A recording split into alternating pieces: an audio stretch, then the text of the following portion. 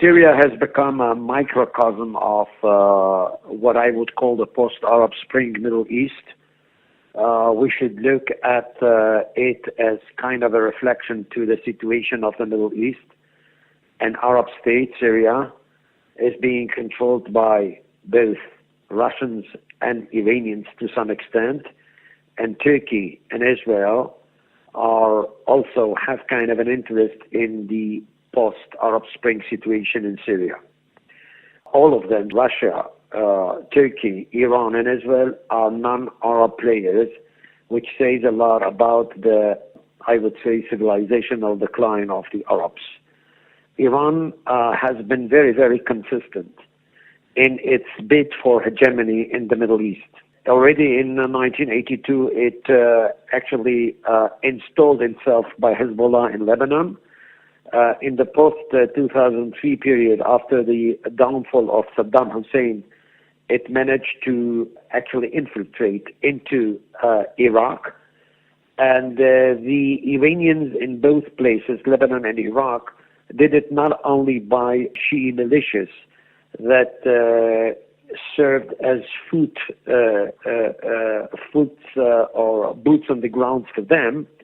They also actually had penetrated via what I would call soft penetration, which means indoctrination, schools, a lot of money, which is going to welfare and indoctrination, and of course industry, light industry, and some grips over the economy in the region. While looking at the map of the Middle East, the missing link is Syria. Syria is sort of a bridgehead between Lebanon and Iraq.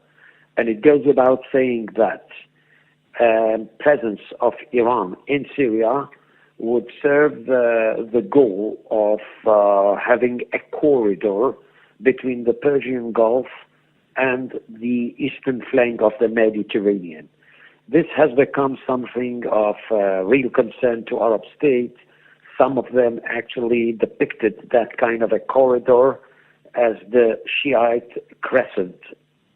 This is the Shiite axis, which is being stretched from, as I said before, from the Persian Gulf to the eastern flank of the Mediterranean. So Syria is definitely a very, very crucial link in Iran's bid for hegemony, let alone that the Iranians have inserted a lot of efforts in rescuing Bashar al-Assad, saving him, together with the Russians. And the Iranians do feel that it is high time for them to have this whole thing much profitable in installing themselves in Syria. Now, of course, that the mechanism is very, very complex because there are many, many hands in Syria.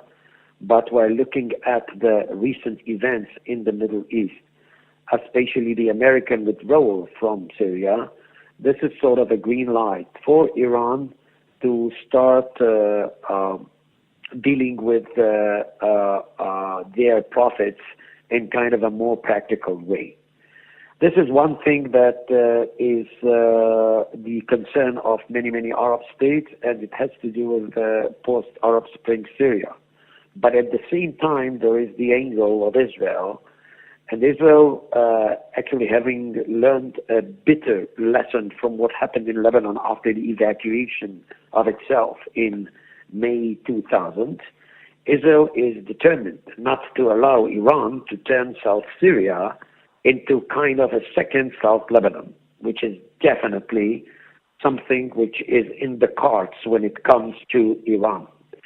So there is a kind of an ongoing interaction or a dialogue between Israel and Russia as to how to prevent Iran from doing that. And if we take into account that Israel actually went to the open with its attacks on Iran in Syria, in kind of made it kind of a public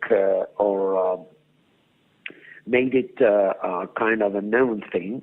It is to say that Iran and Israel are at a collision course, and we'll have to wait and see how the Russians are going actually to handle this thing.